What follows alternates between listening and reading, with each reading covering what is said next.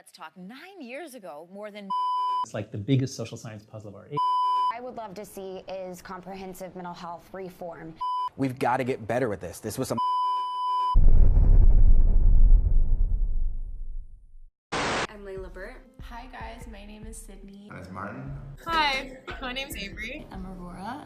Hi, I'm Jacob. Hi, my name's Rochelle, and I suffer from mental illness. Suffer with depression, anxiety disorder, and oppositional defiant disorder. Personally, I've struggled with mental health throughout my life, since I was about 12 or 11. I deal with mental health issues all the time. I was diagnosed with GAD and general depression when I was 16. I have anxiety attacks pretty often. I've dealt with mental illness. So I have mental illness. I don't like to say suffer because some people do, some people don't. What I have is GAD, which is general anxiety disorder, which is actually an anxiety disorder. It's something that's kind of just like always there, which is fun.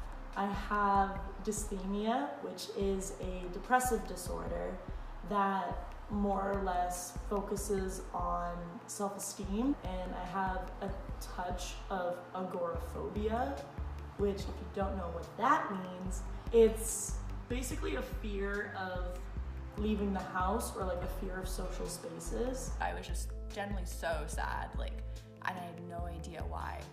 Literally, I went up to my room and I was crying, and I was mad because I was why are you crying? I only got help a year ago.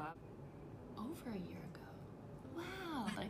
My mom would say I'm lazy, or my dad would be like, you need to go get a job. Before I admitted having a problem, it was affecting me so much. I was losing friends. I wasn't even talking to family. Once I started getting help, life was easier. Even small things just build itself up. Everyone bullied me. I had panic attacks in class. I wanted to kill myself in grade 6. I would sit in my bed every day and sleep. A lot of things happened at once, and I started getting really upset, and I started self-harming. Fast forward, I was hospitalized for the first time. Going to see a doctor was probably the scariest part for me. The entire doctor visit, I cried. When you're under 18, you get the support that you need. But over the age of 18, it's not like that. When I went in, all I was given was 2 sheets of paper with more to less likely. There was no talk about how I was feeling. They didn't get to know me. You're given a uniform, a hospital gown, and locked in your room, can walk around occasionally. I'd say it's similar to jail.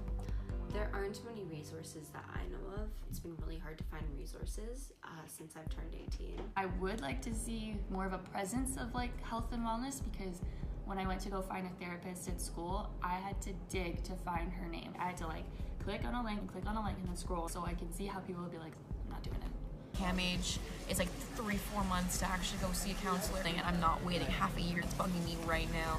We're at the point where we acknowledge mental health. I don't think we have developed the empathy that we need to have. Not to say that people with mental health need to be babied.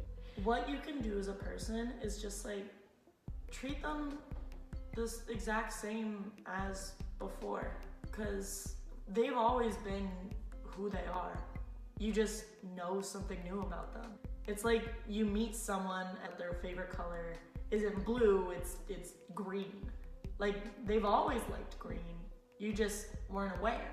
From my experience, some of these psychiatrists just want a check. We need more of people who actually care, more people that want to help and don't just do it for the money. It can't be ignored or avoided, but it also shouldn't be mislabeled, especially on Cipralex, which is an umbrella medication. And when I started Cipralex, my depressive disorder got worse. I think it all starts in schools. You don't want to be the kid that says that they're dealing with depression, because then everyone looks at you with a different look. And I think that's why people choose not to come out and talk about it, which is really sad. There should be more programs that reach out to people instead of vice versa. And a lot of people aren't able to take that first step. So it would be a lot more beneficial if there was a lot of people reaching out.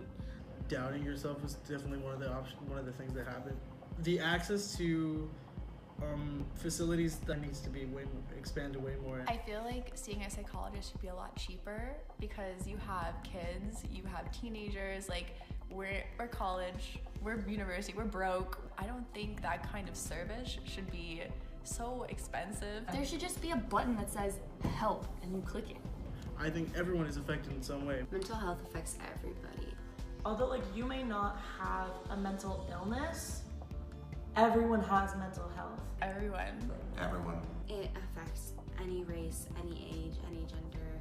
It's not limited to just one specific person. There's a stigma against it. It's like, oh, why are you going out to do this thing for your mental health? People are like, what the hell? That seems like a waste of time. I want like a mental health meeting that's called like any day but Bell Let's Talk Day. Because Bell Let's Talk is an amazing thing. But you have these people that will post on social media, hashtag Bell Let's Talk because everyone's feelings are valid. Then the next day they're joking about someone being like, someone's having a bad day, so they're like, oh, you're a depressed little like stupid head.